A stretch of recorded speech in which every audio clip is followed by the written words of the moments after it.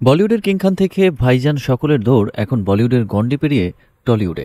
Mollywood সহ সকল দক্ষিণী ইন্ডাস্ট্রির সবখানে 70-এর দশক কাঁপানো শোলেখ্যাত ধর্মেন্দ্রের ছোট ছেলে এই দৌড়ে প্রথম থেকে থাকলেও প্রথমবারের মতো অংশ নিলেন বড় ছেলে সানি দেওয়াল।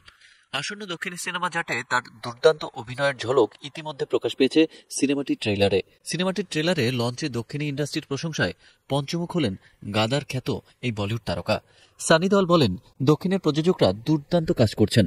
আমি বম্বের প্রযোজকদের বলতে চাই তারা যেন সাউথদের থেকে কৌশল শিখে নেওয়ার চেষ্টা করেন। বলিউডের পরিচালকদের উপদেশ দিয়ে বলেন, সিনেমা ভালোবাসা নিয়ে বানান, দক্ষিণের প্রযোজকদের কাছ থেকে শিখুন। আর বলিউড বলবেন না, বলুন হিন্দি সিনেমা। দক্ষিণী ইন্ডাস্ট্রি যেভাবে ভালোবাসা নিয়ে সিনেমা বানায় সেটা শিখতে হবে। তিনি বলেন, আগে প্রযোজকরা গল্প শুনেই সিনেমা করতে চাইতেন, পরে কর্পোরেটরা এসে পুরো ব্যাপারটা ব্যবসায়িক বানিয়ে ফেলল।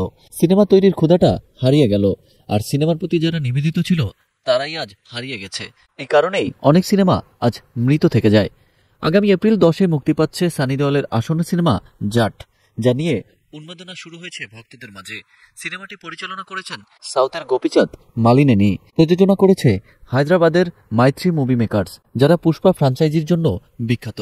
জাট একটি হাই অকটেন অ্যাকশন ড্রামা, যেখানে থাকবে দক্ষিণী স্টাইলের মাসালা এন্টারটেইনমেন্ট।